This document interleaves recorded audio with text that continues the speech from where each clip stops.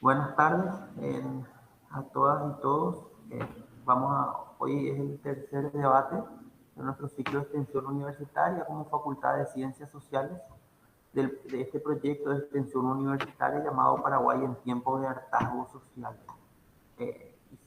Venimos haciendo un poco algunos debates, se hicieron durante 2 martes consecutivos, este es el tercero, y hoy nos toca un poco hablar sobre algo trascendental que tiene que ver con el rol de los medios eh, en la situación de crisis que vivimos y de hartazgo social, ¿verdad? Hablamos de hartazgo social eh, anexado también, ¿verdad? O sea, vinieron un poco de la mano. Fuimos escuchando durante los debates anteriores diferentes posturas en relación a esto y hoy tenemos a dos compañeras y compañeros invitados a los cuales le damos la bienvenida, ¿verdad? Bueno, estamos contentos de que estén acá, son dos personas con inserción en los medios y por sobre todo también con mucha experiencia en análisis en relación a cuestiones sociales. Así que bienvenida Lida, bienvenido Leo. Gracias. Muchas gracias Álvaro y un gusto estar con ustedes. Tenemos a nuestras compañeras y compañeros también de apoyo de la extensión, docentes y estudiantes que estamos trabajando un poco en el proyecto y vamos a hacer como el soporte logístico, la sistematización, la moderación. Y bueno, yo quiero, para no sacar más tiempo, ya dar un poco de espacio a los expositores, ¿verdad? Cada uno cuenta con alrededor de 15 minutos. Queremos que se realicen un poco las presentaciones y vamos a ir leyendo después las preguntas, un poquito también de la gente, para hacer un debate, ¿verdad? Queremos ir hasta las 6 aproximadamente, 6:30 más tardar, o por lo menos hasta las 6, debatiendo un poquitito sobre este tema que nos atañe hoy. Quiero empezar un poco por Lida, ¿verdad? Voy a presentarle, ya tengo anotada la presentación de la compañera Lida. Lida Duarte Franco, ella es periodista desde hace 8 años en el diario Última Hora. Actualmente también se desempeña como delegada sindical del Sindicato de Periodistas de Paraguay, que dicho sea de paso, hoy está de aniversario, creo que cumple 48 años ahora. Es tesista de la carrera de Sociología y cursa una especialización en Políticas Públicas para la Igualdad en clase, ¿verdad? O sea, está haciendo una especialización y es tesista en la carrera de Sociología. Así que bienvenida, Lida. Somos todos oídos y ojos para escucharte y ver. Bueno, gracias Álvaro y bueno, a todos los compañeros y compañeras también que se prendieron a esta actividad de extensión universitaria. Bueno, un gusto compartir con ustedes y también con el compañero Leo, ¿verdad? A Leo lo conozco, no nos conocemos personalmente, pero lo conozco como fuente, como colega, ¿verdad? Desde que estuvo en el Independiente de la Facultad de Derecho, ¿verdad? Entonces es un gusto, Leo, también compartir contigo. Bueno, para hablar un poco de lo que es, de lo que nos trae hoy a este encuentro sobre el hartazgo social y el papel de los medios de comunicación, ¿verdad?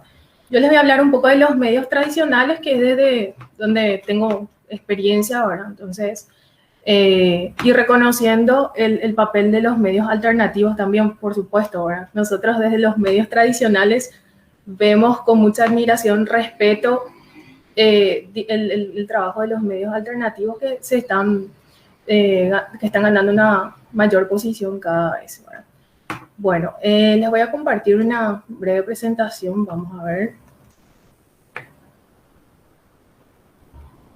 No sé si de repente están pudiendo ver ahí. Se ve, Lida, se ve. Perfecto. Bueno, para agregar un poco de contexto, ¿verdad? A lo que es el periodismo paraguayo y lo que, bueno, somos producto de la historia también, ¿verdad? Entonces, rápidamente para ir un poco en las características del periodismo paraguayo. Nosotros venimos de un periodismo con un absoluto control político por parte del presidente de la República, sobre todo los periódicos. Bueno, y durante la guerra, que en ese momento, bueno, pasamos de la guerra de la Triple Alianza, el periodismo fue caracterizado como un acto de heroísmo nacional, ¿verdad? Ya conocemos los medios de entonces, ahora que justamente se ocuparon en ese momento de alentar, digamos, a los soldados, a la población en medio de una guerra. Ya en la posguerra, cuando existe una organización de los poderes del Estado que responde ya a la modernidad, hay elecciones periódicas Y el periodismo se presenta como un espacio político, primero la ANR y en segunda instancia a un movimiento de ese partido. Y vemos que cambió su línea de que primero, vamos a vernos la diapositiva anterior, dice que la ciudadanía pide más cambios en el gabinete y luego pasa a vándalos quemaron la sede de Colorado Oro. Una diferencia en la línea, ¿verdad? Que ahí se evidencia, digamos, el objetivo que tenía también este periódico y como un brazo del partido y de un empresario en particular, ¿verdad? Con intereses políticos y económicos. Bueno, teniendo en cuenta estas etapas, pasamos a algunas reflexiones. Nuevamente pasamos a lo que decía Juan Díaz Bordenave. ¿Cómo hacemos para entender cómo los medios contribuyen a un proceso de cambio?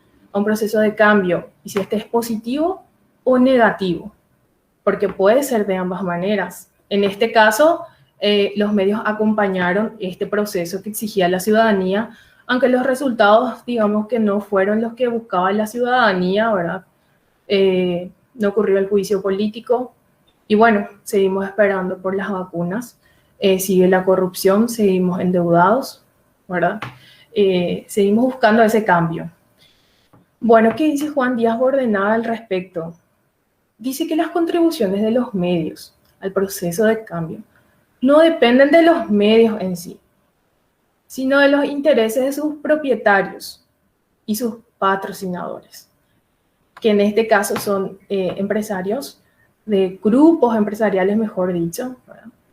De sus patrocinadores. Ahí ya hay una gama de personajes que pueden entrar como patrocinadores, y de la fuerza o debilidad de la opinión pública, que es ahí donde nosotros entramos como sociedad, así como de la decisión política del Estado. ¿Hasta qué punto el Estado va a dejar a los medios, o mejor dicho, no a los medios, a los grupos empresariales, digamos, tener dominio sobre la información? Y él se propone algunas preguntas.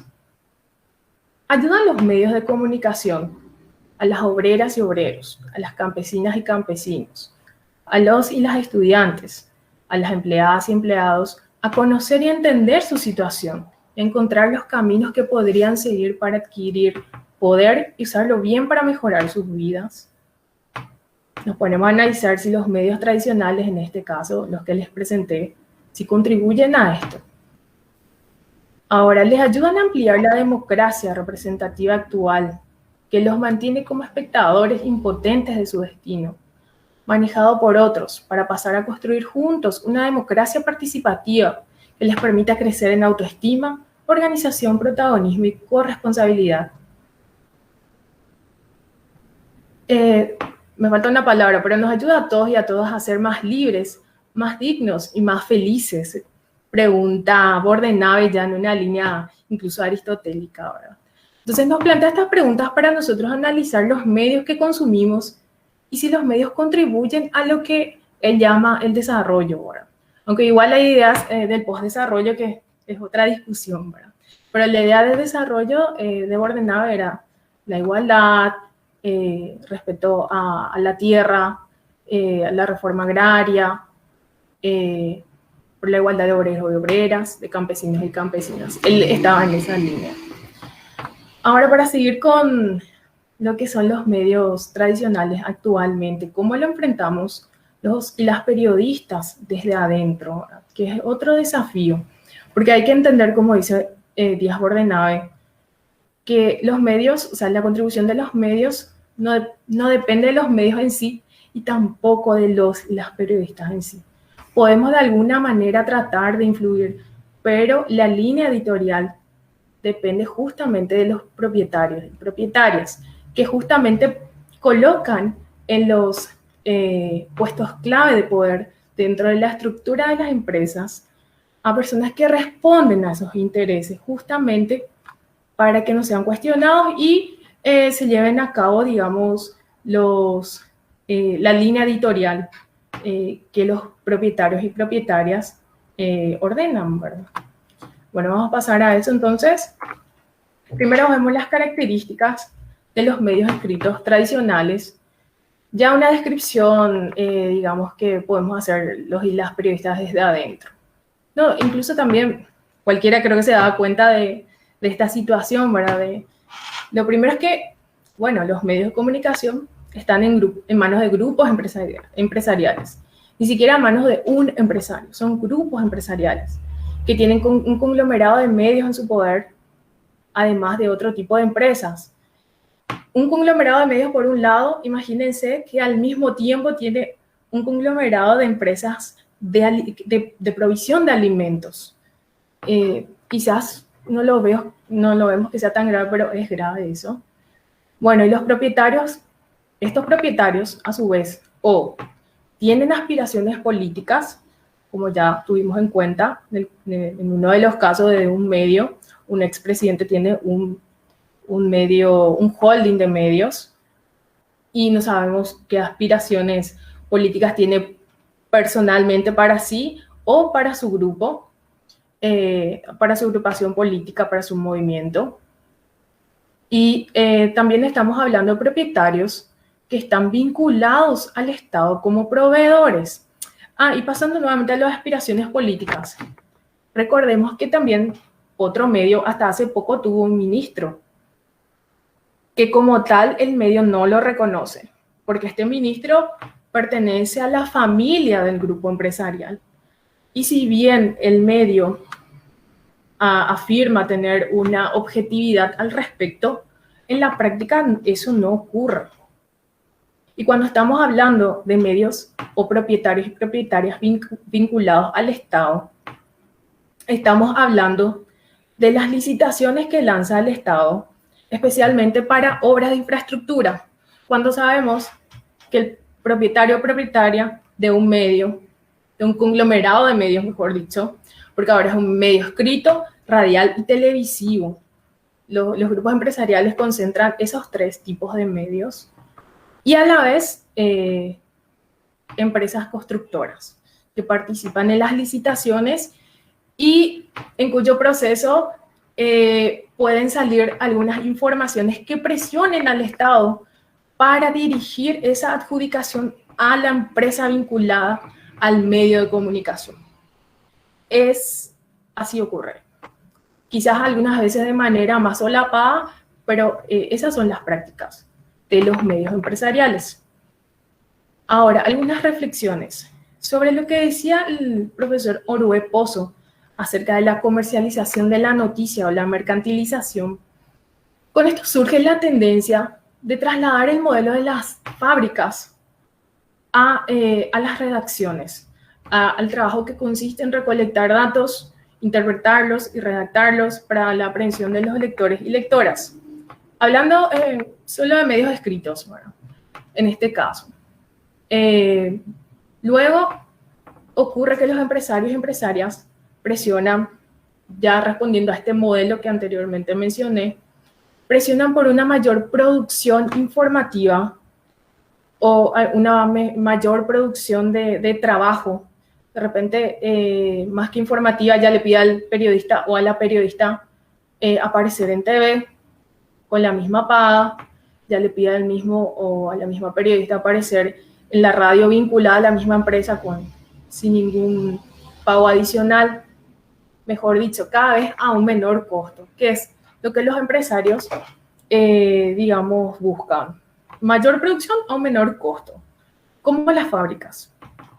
Vemos que existe también una mayor precarización laboral e incertidumbre como respuesta a la crisis que argumentan nuestros empresarios acerca de los medios impresos.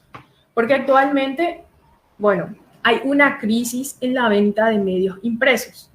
¿Quién compra un diario impreso actualmente?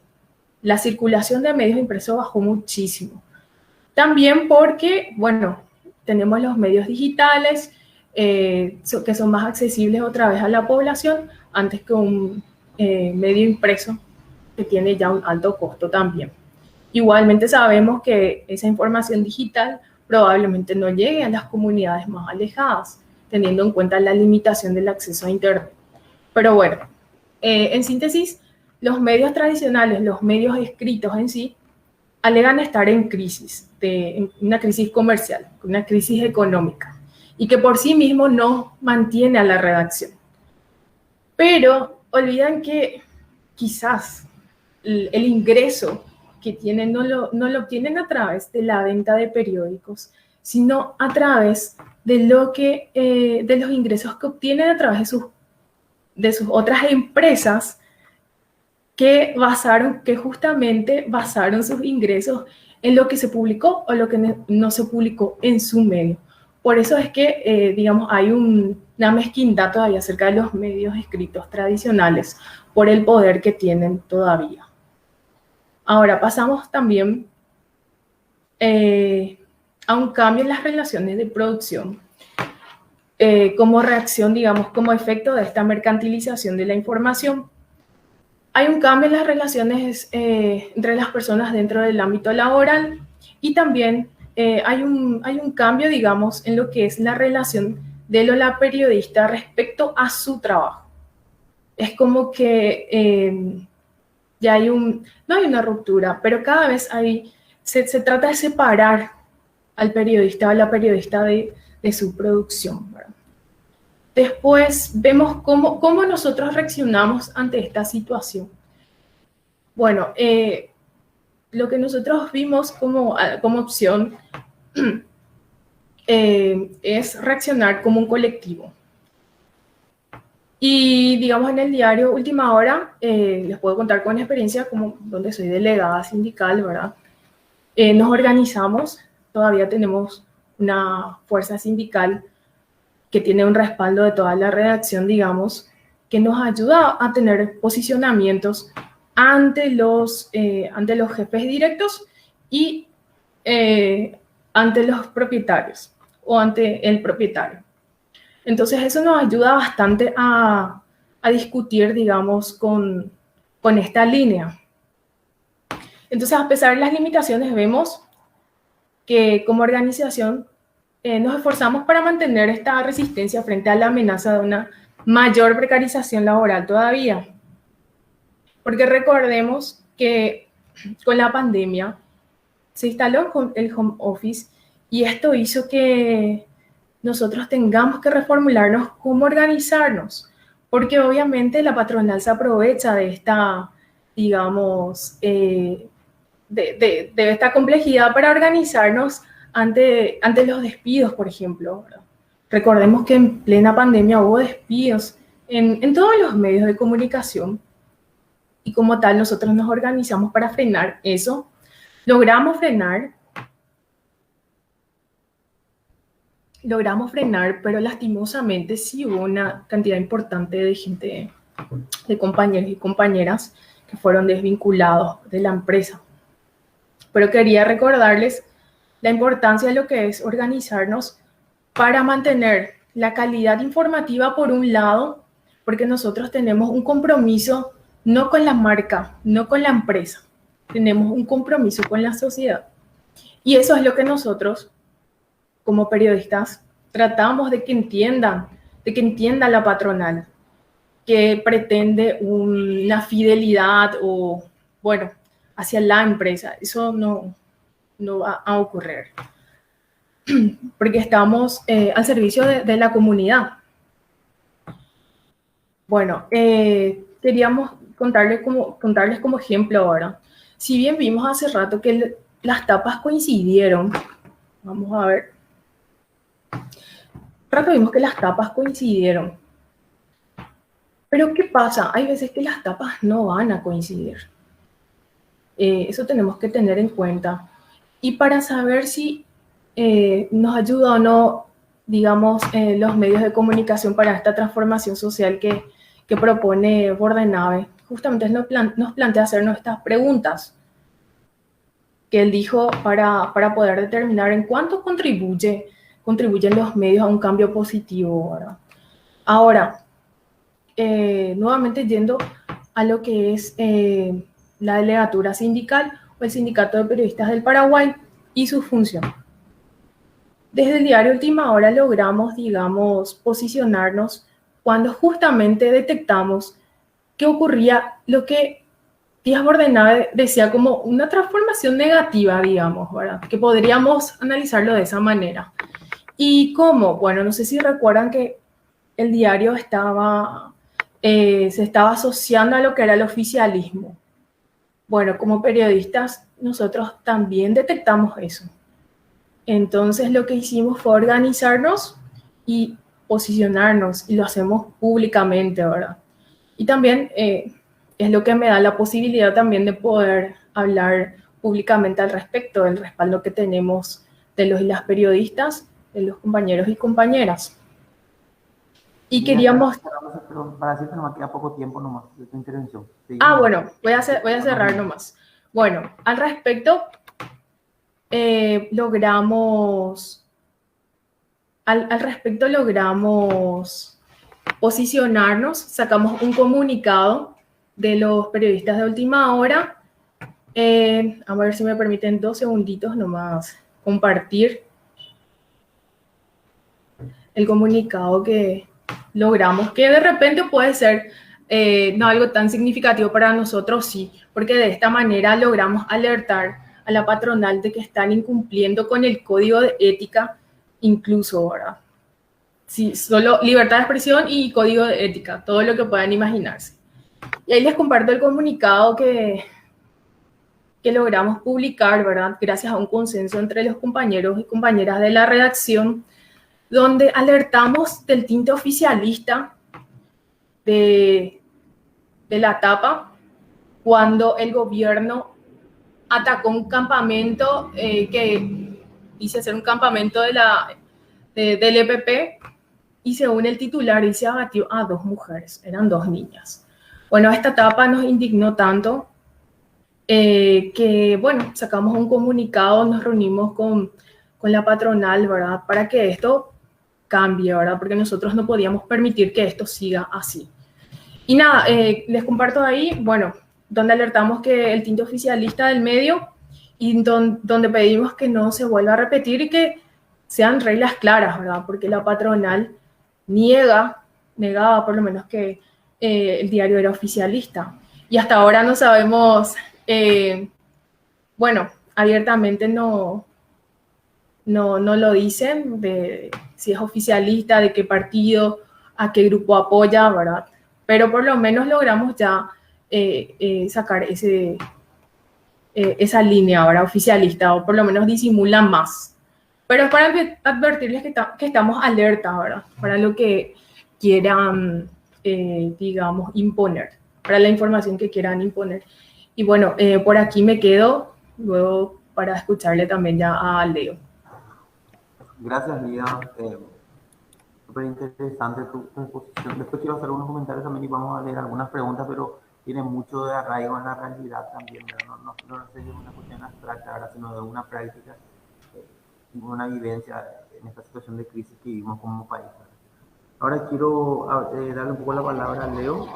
Él es abogado, comunicador digital, especialista en diseño de políticas públicas, candidato a máster en Derechos Humanos y Democratización en América Latina y el Caribe por la Universidad Nacional de San Martín, Argentina.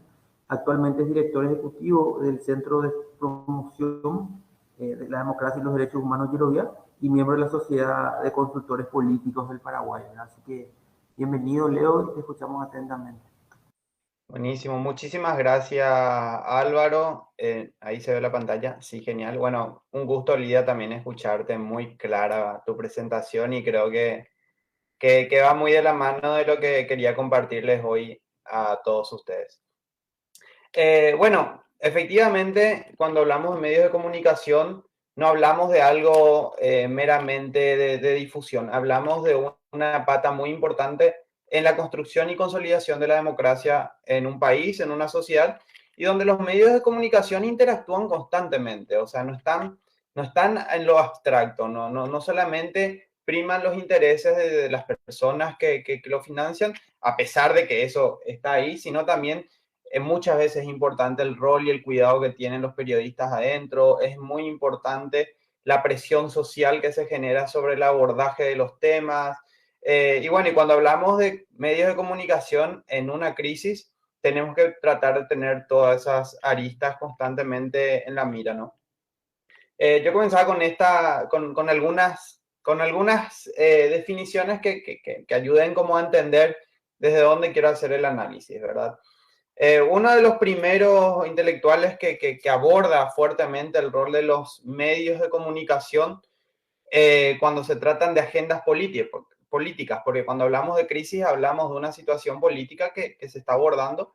Uno de esos fue Althusser, Luis Althusser, que lo que decía era que nosotros designamos ciertos aparatos ideológicos, ¿verdad? Y hay aparatos ideológicos del Estado bueno, hay aparatos religiosos, instituciones familiares, lo jurídico, lo político, lo sindical, pero también existe el sector de la prensa. La prensa, la prensa también forma parte de esos aparatos que instalan ideas en la sociedad y que de alguna forma pueden permitir que las cosas se diluciden o que las cosas se confundan, se distorsionen. Por eso hay que entender que estos aparatos son privados y que en esta visión el Estado con sus aparatos se ejerce mediante la fuerza, mediante impuestos, mediante la dinámica legal, pero los medios de comunicación en lo privado se mueven por medio de la ideología, del contenido. Hace efectivamente 9 años yo tuve como la primera bajada a tierra de cómo los medios de comunicación hablaban en medio de una crisis política. Yo estaba en el colegio y lo que me preguntaba era, en medio de un nivel de tensión social enorme, como pasaba efectivamente un 22 de junio del 2012, que tratar de entender, uno no estaba dentro de la política, uno no estaba dentro de un sector político, uno no estaba dentro del Congreso paraguayo, pero trataba de entender por qué había tanta tensión social en el ambiente y buscaba una fuente de información para encontrarla. Y lo que terminaba pasando es que lo que vos leías te confundía más de lo que vos tratabas de comprender, ¿verdad? Porque el abordaje se da con una inmediatez y a la parte con una bajada de intereses bueno, posteriormente se analizaron de los medios. Entonces, traigo a colación en esta fecha particular un análisis mediático que nos permite entender cómo funcionan los medios de comunicación en la crisis. Este fue uno de los primeros trabajos que yo leí efectivamente unos meses después, que lo publica José Galeano Monti, que lo llamaba Lo que leemos y creemos, un análisis de la información de la prensa escrita paraguaya durante el golpe de Estado parlamentario de Fernando Lugo. Fue tan esclarecedor mirar esto porque no estábamos hablando de opinión, no estábamos hablando nada más del lugar en el que se encuentran los actores, estábamos analizando las tapas de los principales medios de comunicación. Medios que no escondían una línea editorial, medios que automáticamente antes del juicio político ya decían el resultado, medios que daban a entender que había un ambiente de tensión social mucho más fuerte a veces de lo que estaba pasando en las calles. Y eso quienes hayan pasado por ese proceso lo recordarán. Entonces yo también lo dejo como artículos que los pueden leer y analizar después, sobre todo en la facultad, que me parece que son interesantes. Una de las cosas interesantes era cómo los medios instalan emociones. Hay temor a más violencia en una etapa de uno de los principales medios de comunicación. Francotiradores en otra etapa antes del juicio político. Hoy rajan a Lugo y si miran la tapa, los signos de interrogación están casi escondidos, como instalando una posición. Ciudadanía acabó transición y decidió por la democracia. Entonces, uno puede analizar muchísimas cosas cuando se detiene a mirar cómo los medios juegan en ese partido, en las crisis sociales. El otro elemento que parece interesante analizar es que esto es lo que decía Castel, que enseguida lo vamos a mencionar también, es la sociedad red. Los medios, como yo les decía, están interconectados, pero no solamente interconectados nacionalmente, sino internacionalmente. Entonces, hoy más que nunca, con la conectividad, nosotros podemos mirar también desde qué otro lugar se está contando un hecho y también qué otros intereses internacionales entran a jugar en estas situaciones, ¿no? Yo no quiero entrar tanto en profundidad, pero podemos entender, porque en ese momento hubo tensiones dentro de las salas de redacción, hubo tensiones dentro de la comunicación, también se acordarán lo que fue la toma de la TV pública, el único medio que transmitía en ese momento, obviamente la línea alternativa, y obviamente eso en un marco de crisis, pero que demostraba cómo los medios también jugaban. Esto pasaba también en simultáneo en Argentina. Imagínense qué significativo es este hecho, que también es analizada de la misma lógica el contenido de las tapas de los diarios en Argentina, porque en Argentina también fue tapa de diario, sobre todo el día siguiente. Entonces ahí también Asís hace un análisis sobre la disputa del sentido que plantean los medios de comunicación en Argentina. Clarín diciendo destituyeron y asume el vice, pero entre líneas poniendo mucho contenido, digamos, hablando de una normalización, de la búsqueda de la estabilidad. Otro medio quizás con una pata mucho más posicionada era de la división del golpe parlamentario, era Página 12. Estas tapas que ustedes ven de Página 12 fueron 2 tapas circulando en Argentina durante 2 días, hablando de una ruptura o un orden democrático. Acá no hubo un medio que hable de esa mirada, pero eran miradas que estaban en la sociedad, digamos.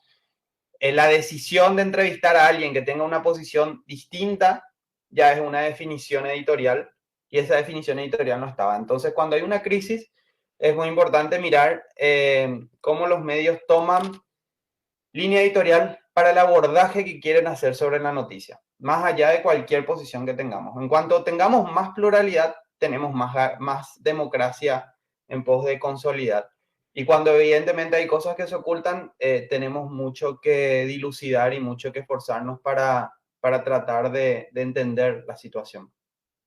Algunos apuntes iniciales que planteaba también esto que vemos hoy en plenas crisis, sobre todo analizando lo del marzo paraguayo, sobre todo analizando cómo nos afectó la pandemia y cómo se cruza la infodemia y demás, evidenciamos que la hiperconectividad no es equitativa. O sea, todos podemos tener un celular, todos podemos llegar a la información, pero detrás de cada noticia tiene que haber un tratamiento de calidad de la información. Hay alguien que financia la plataforma que nos permite llegar a la información. La gente paga servicios, no es lo mismo consumir un artículo que consumir un video que llega por WhatsApp. Hay que tener el paquete para poder verlo. Entonces, la comunicación, a pesar de que se extendió en sus formas, también está marcando ciertas brechas que creo que es un dilema a abordar dentro de los medios de comunicación.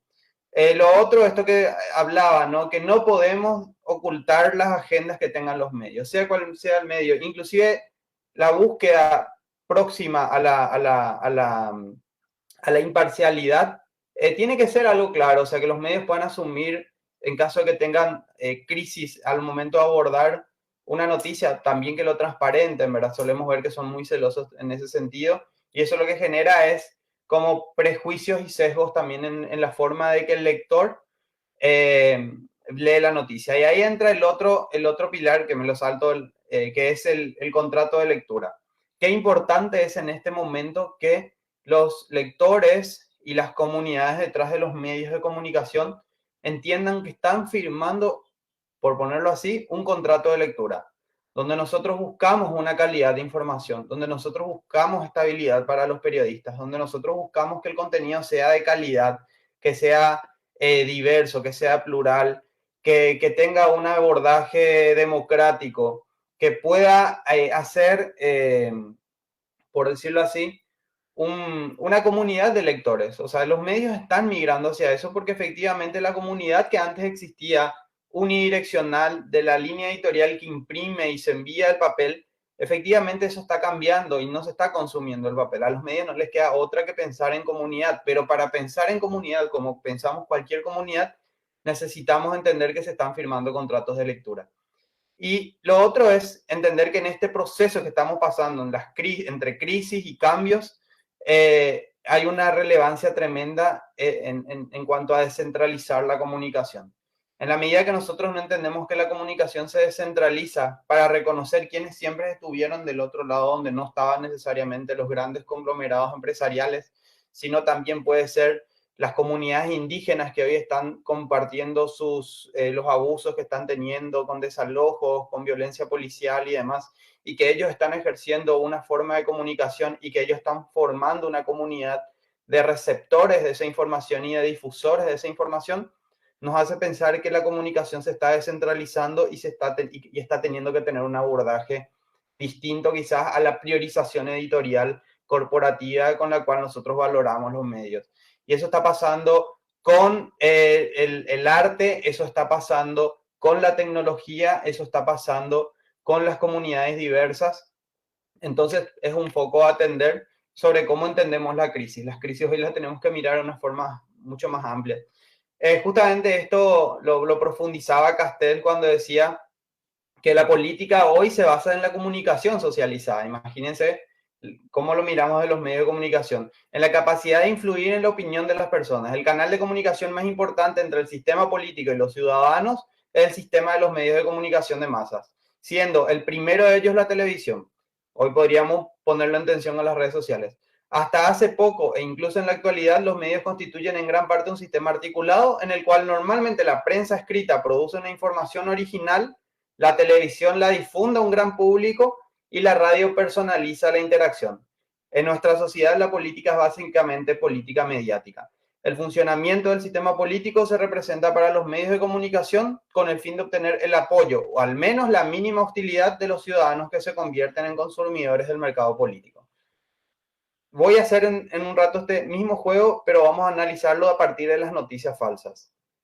Una información que aparece en las redes sociales llega a la televisión lo difunde, se comparte en la radio, se comparte en medios impresos e inclusive una noticia falsa que antes venía una redacción o que podía filtrarse una redacción o que podía ser un abordaje meramente editorial de un medio, hoy puede venir inclusive en las redes sociales.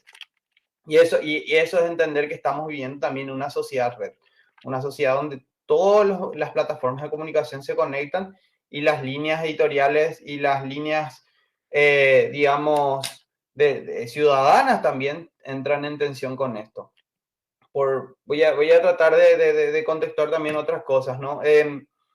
Como especie, esta es una frase de Harari, dice, nosotros preferimos el poder a la verdad, invertimos más tiempo y esfuerzo en controlar el mundo que en intentar entenderlo, y normalmente cuando tratamos de entenderlo, por lo general lo hacemos con la esperanza de comprender, que comprenderlos nos hará más fácil controlarlo.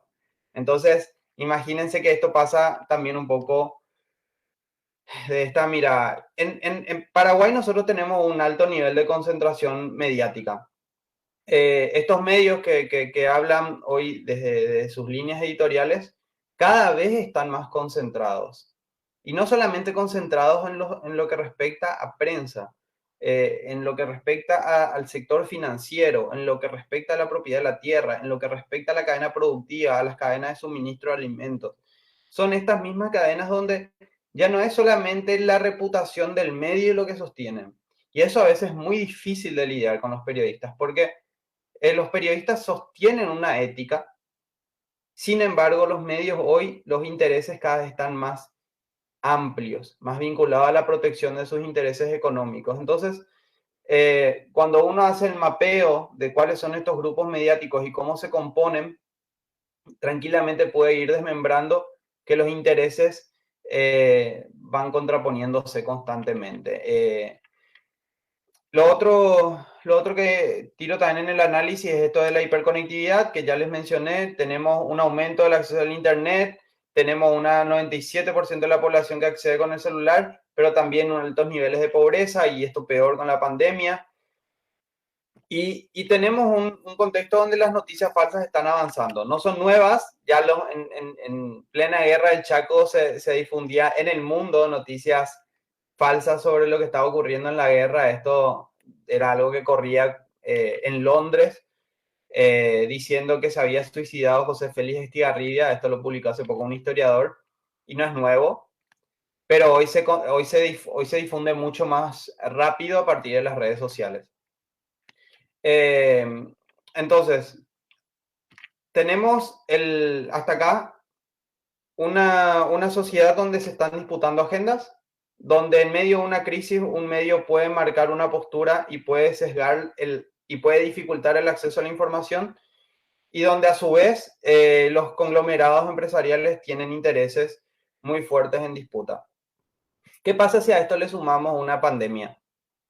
Porque estamos hablando de una crisis actual y toda crisis actual está pasando en pandemia. Cuando hablábamos de la crisis en marzo, que en el punto más álgido de la movilización y cuando crece y cuando se tiene que resolver el tratamiento del juicio político, estábamos hablando de uno de los picos más altos de infección en cuanto al virus del COVID, afectó directamente a la movilización social, afectó directamente a las comunidades que tenían que llegar, que habían anunciado, por ejemplo, la Federación Nacional Campesina de su movilización histórica. Pero también hablamos de la exposición que tienen los periodistas al salir a cubrir una noticia. Porque el periodista, en función a su necesidad de cubrir, tiene que tener todos los equipamientos sanitarios necesarios, el tapaboca, y también cuando vemos concentraciones que por medio de una explosión social aglutina mucha gente, los periodistas también tienen dificultades de cómo acompañar eso sin exponer su integridad. Entonces, la tensión se amplifica también hacia los trabajadores de la prensa. Y nada, yo creo que hago este paréntesis porque en marzo nosotros vimos que todo eso tensionó junto. Tensionó el estrés social, tensionó la crisis económica, tensionó la crisis sanitaria, tensionó la falta de respuesta política, tensionó la falta de vacunas, tensionó el colapso sanitario, la falta de camas de terapia intensiva y tensionó la especulación privada en cuanto a la provisión al Ministerio de Salud Pública, tanto con licitaciones como también para la venta privada o la búsqueda de la venta privada de vacunas. Habían muchos intereses en juego. Entonces, ¿cómo vemos cómo juegan los medios ahí? Yo hacía un análisis en marzo de las redes sociales particularmente y encontraba mucha información fragmentada. Inclusive antes de que empiecen las manifestaciones, los 3 días, 5 días antes, se Perdón, cubrió de alguna forma nos quedan unos 5 el... minutitos más. Dale. Se cubrió de alguna forma las destituciones, no sé si se acuerdan, en el INERAM, las pequeñas manifestaciones que hubo ahí, se cubrió de forma aislada. Se cubrió de forma aislada los permisos de vacuna, de licencia sanitaria para las vacunas y los permisos al sector privado. Se fueron creando muchos focos aislados que en algún momento la narrativa no estaba en la mesa pública hasta que explotan las redes sociales. Entonces, los medios no estaban viendo quizás lo mismo que estaba viendo la gente con los contenidos que se estaban difundiendo en redes sociales, ¿no? Y eso también pasa porque los canales con los que se mueve la información en la virtualidad son distintas a los que se mueven en la prensa. Hoy el negacionismo y la difusión de fake news es una amenaza muy fuerte, sobre todo porque afecta a la salud pública. Estos empezaron obviamente con los grupos antivacunas, con las terapias médicas no habilitadas, que se conglomeraron en espacios de médicos que instalaban noticias falsas a partir de las redes sociales. Se volvían nota en medios masivos y se filtraban a las redacciones estas cuestiones. Ahí podemos discutir quién tiene la responsabilidad del tratamiento ético de la noticia y la visibilidad que se hace de estas personas que afectan a la salud pública, sobre todo cuando no se advierte quiénes son, ¿no? Esto con una noticia, con un video falso, con difusión de grupos de WhatsApp y con una articulación internacional, se convierte en un conjunto de ideas, lo que hablábamos, los medios reproducen ideología y toman cuerpo, y crean movilización, a pesar de que hayan un montón de medios que hoy estén tratando de verificar todas las noticias falsas. Hoy hay medios de comunicación masiva que están verificando las noticias, ojalá sean más igual, pero que no es suficiente, porque a pesar de que decimos que algo es falso, tenemos presidentes o políticos que promueven estas noticias y generan un estado de confusión que tensiona al que tiene el tratamiento de la información. O sea, imagínense que son muchos más actores tensionando el propio cuidado editorial que puedan tener los medios. Entonces, encontramos que hay diferencias entre la desinformación, que es una de las grandes crisis, que es meramente información que es falsa y deliberada para dañar. Encontramos mala información, sobre todo cuando tenemos saturación de información, y tenemos información errónea que también se cruza muchísimo. Hoy tenemos estas problemáticas que significa invertir doble trabajo dentro de las redacciones políticas. También tenemos hoy las amenazas de las deepfakes y de las fake news y de de las noticias falsas que corren. Esta había corrido, en términos políticos, había ocurrido unos días después de las elecciones del 2018 y la BBC tuvo que desmentirlo. Esto es otra noticia falsa que corre y que uno la puede verificar con Google y no existe. Pero sin embargo, hoy se cree mucho más en la fuente de referencia del WhatsApp que en un medio de comunicación a veces. Entonces eso es un dilema de los medios. ¿Cómo hoy garantizar la credibilidad cómo los medios construyen una credibilidad mayor a partir de la información que proveen y de lo que cree su audiencia?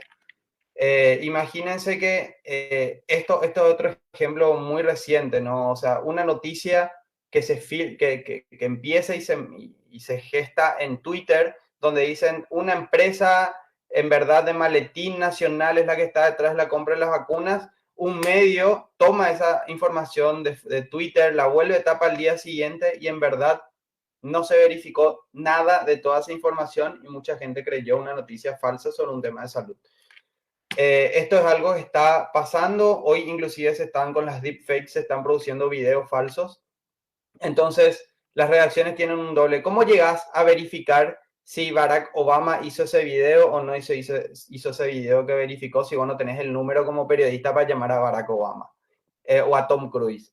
Pero hoy están corriendo materiales de este tipo que se filtran muy fácilmente y se vuelven algo confuso sobre su veracidad, que también imposibilita esta disputa entre la rapidez versus la veracidad, ¿no? Y los medios tienen estas tensiones que resolver. Bueno, acá hay un poco más del análisis de cómo las redes sociales también hoy influyen en los medios. Esto queda registrado en los medios.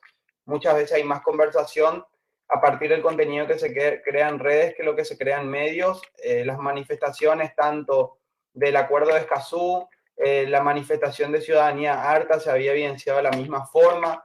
Durante el marzo paraguayo entra esto lo que hablo de la sociedad red y el alcance internacional. En los primeros días de la manifestación, 277.000 tweets de golpe, fue brutal.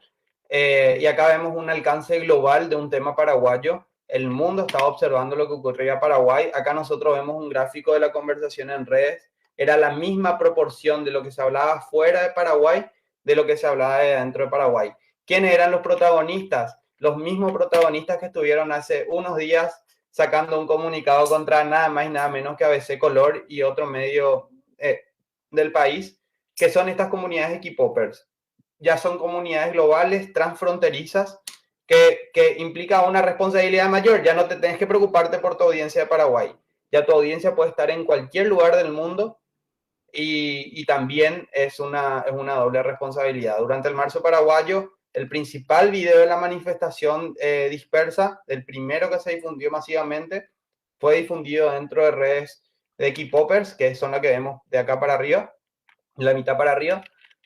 Y bueno, son las mismas que estuvieron afectando la reputación nada más y nada menos que el principal medio de comunicación histórico del país, ¿no? Entonces, entre tanta desinformación, entre tantas fake news, entre tantas tareas que tienen los medios de comunicación y el avance de las comunidades en redes sociales, hoy la información se gana no solamente con la verdad, con un cuadro estadístico, sino también entender que las noticias, con la ansiedad que producen las plataformas, tienen que mirarse desde la emocionalidad que produce, desde el sentimiento. Para ir terminando, y esto es lo último, los medios también están teniendo esta atención sobre lo que se denomina la ventana de Overton.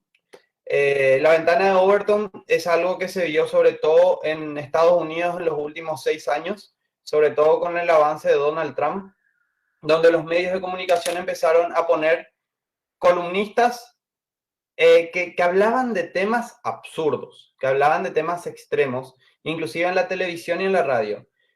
Temas como, bueno, decir que tal persona es, no sé, que quieren bombardear un lugar, o sea, por poner un ejemplo en Paraguay, tal sector quiere bombardear el Palacio de Gobierno, el otro sector quiere repartir, que esto pasó en Brasil, quiere repartir kits para atentar contra la sexualidad de los niños. Gente que instala noticias al extremo, pero que distorsiona la percepción de lo políticamente correcto. Esto se usa como experimento, o sea, prácticamente como un experimento social que fuerza a que siempre haya alguien más moderado. Sí, lo explico de esta forma, ¿no? Acá vemos lo que es la ventana de Overton. Si hay algo que nos parece que es político y popular, está en el medio, pero a los costados tenemos lo sensible, lo aceptable, lo radical y lo impensable.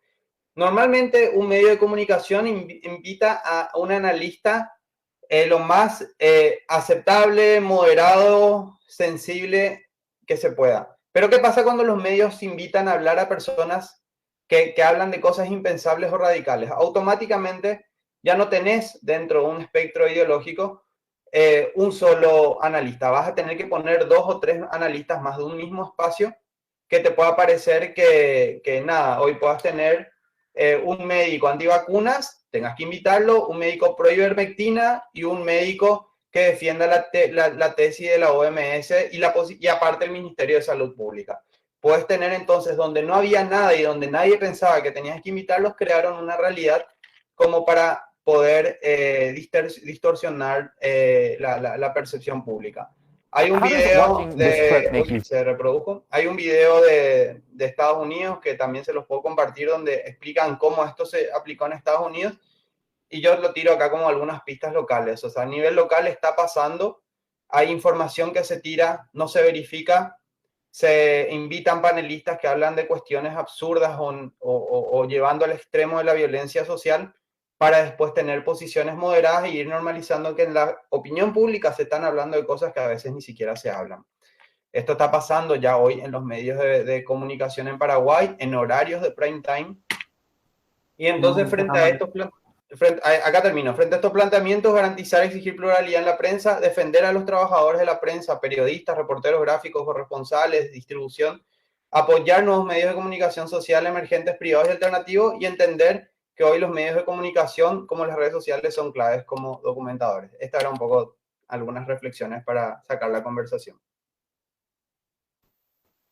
Bueno, muchas gracias, Leo. La verdad que con todo lo que expusieron, ambos daban para más de 1 hora de debate, porque quedó mucho por hablar todavía del tema. De mi parte, demasiado interesante porque son perspectivas alternativas y diferentes. Por un lado, el enfoque desde los medios tradicionales de comunicación me parece un poco contundente esto que ya mostraba en cómo abordaron el caso de las niñas asesinadas en el norte del país y cómo Leo también ponía desde las redes sociales cuando se difundían estas fake news qué daño hicieron, qué daño hacen las noticias falsas y el rol que cumplen en este momento de crisis del país, ¿verdad?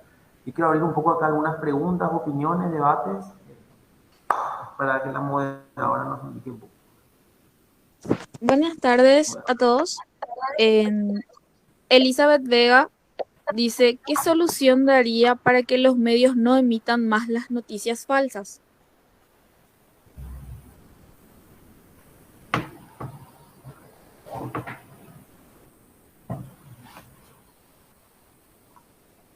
Yo creo que a lo mejor podría responder esa pregunta Lida y después vamos uno a uno también con las preguntas, ¿verdad?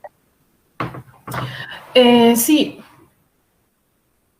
Bueno, para empezar, los medios de manera interna se deben organizar como otros medios ya en la región lo hacen, justamente para combatir las fake news, como chequeados, ¿verdad? Tener su propio plantel de checar información, que eso ya existe a nivel regional, ¿verdad? Entonces, de repente puede tener ese plantel, ¿verdad?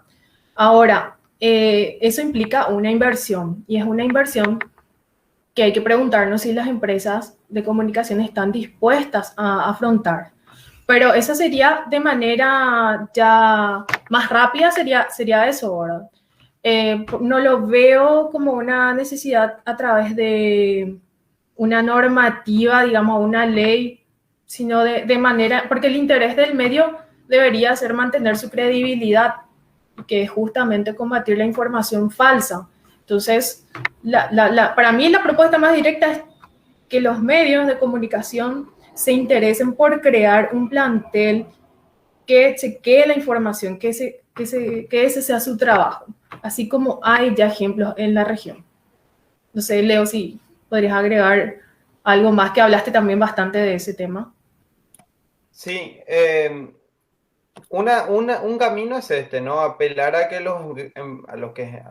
que los medios privados tengan sus plataformas de verificación. La realidad es que yo creo que por una cuestión de rentabilidad no lo hacen. Y eso es terrible, porque si un medio hace un balance y dice nosotros no tenemos que priorizar recursos para esto, efectivamente se abre un espectro de oscuridad donde si se da una noticia falsa, bueno, mañana publicaremos otra y esa quedará borrada o en el olvido. Lastimosamente, eso sí puede decirlo un jefe editorial, pero no lo puede decir el que consumió la información, porque el que consumió la información va a creer probablemente y va a repetir esa noticia falsa posteriormente. Entonces, efectivamente, no es algo que se combate con una norma, simplemente. Podemos, o sea, en Paraguay hay una discusión histórica sobre la necesidad de una ley de medios. Hay posiciones encontradas al respecto y cómo los medios asumen responsabilidad sobre estos contenidos. Pero ahora bien, yo no creo que sea suficiente una ley o es una cuestión de una ley. Sí creo que se trata de esto, del control de los contenidos y alguna forma de documentación colectiva, inclusive de otros medios. O sea, otros medios que puedan verificar el contenido de otros medios. Esto está pasando, AFP Factual, Chequeado, Maldita.es, en Paraguay el Surtidor lo hace también. Entonces creo que son algunas salidas posibles, pero hay mucho que explorar todavía. Gracias. ¿Hay algunas preguntas más? Una pregunta mía es, ¿el porqué de los medios hoy en día hacen más caso a noticias falsas? Porque no hay una certeza de que lo que están compartiendo a los demás, ya sean por medio escrito, digital, sea cierto, del por qué priorizan esas situaciones y hacen entrar en controversia a distintos sectores. Bueno, primeramente, bueno, lo que vos decís demuestra la falta de credibilidad que ya tienen los medios tradicionales, ¿verdad? Esa pregunta parte ya de esa crisis que tienen los medios tradicionales. Ahora, ¿por qué hacen caso más a la información falsa? No sabría si hace más caso a la información falsa o en realidad no se interesan en confirmar si es falsa o no. Porque hay una diferencia, desde un momento recién sabemos si esa información es falsa o no. Pero sí tenemos que hacernos eco de la situación y a partir de ahí determinar si es falso, si no es falso, y también desde los medios tener la estrategia a qué le vamos a dar espacio. Porque cuidado, a veces podemos dar espacio a personas que peligran la democracia, como ocurrió con el caso de Paraguayo Cubas. Bueno, pero sí, es así como decís, existe esa preocupación, que también es la preocupación de nosotros los periodistas, y debería ser la preocupación también de los medios, porque si van a seguir con la mercantilización de la información, ya no va a ser rentable vender información si los receptores están desconfiando de los medios. ¿A quién le vas a vender información? O como no vendes la información, porque de hecho los medios tradicionales argumentan una crisis en la venta de los periódicos y no están pudiendo monetizar los medios digitales, pero ¿cómo llegar a más gente para imponer su poder político, económico, para favorecer a sus candidatos o a sus otras empresas relacionadas. Sí, y sumado a eso, Lida, el otro factor es el clickbait, le llaman en Internet. El clickbait, que es, en poca forma, una dictadura de titulares que se está instalando. Porque no se lee la noticia. O sea, el 70% de los que consumen Internet no entran a leer la noticia, o más probablemente. No hay estudios en Paraguay sobre esto. Pero la gente lee los titulares y los titulares están hechos para vender, no para informar. El formato de Internet de la ansiedad digital lo que te dice es imperdible, lee esta nota de lo que dijo tal persona, o un titular morboso, o un titular que lo que busca es que se viralice y se prioriza la viralización sobre el contenido, y puedes tener un titular que dice una cosa y contenidos que dicen otra cosa. Entonces, yo creo que ese es otro factor. No sé si es, a veces es un interés intencional, pero a veces también es, como dice Lida, que simplemente no hacen esa diferenciación por algo que no controlan. Pero igualmente para mí es muy importante esto. Los medios sí priorizan y definen muchas veces su titular. Y cuando ya definen su titular, vos ya podés saber de alguna forma si hay alguna intencionalidad o no. Y eso es algo preocupante. Sí, agregando ahí a lo de León, ahora por ejemplo cuando vos en Twitter querés retuitear algo, una noticia te pregunta antes de que retuitees si ya leíste la noticia, ¿verdad? Si ya leíste el artículo que estaba. Twitter por lo menos creó esa alternativa, porque la gente retuitea nomás fue sin leer, ¿verdad? La noticia que estaba ahí. ¿Alguna pregunta más? En Facebook no Ya hay nada, en Facebook ya no. No sé si alguno de los compañeros quiere agregar algo o consultar. para ir redondeando también.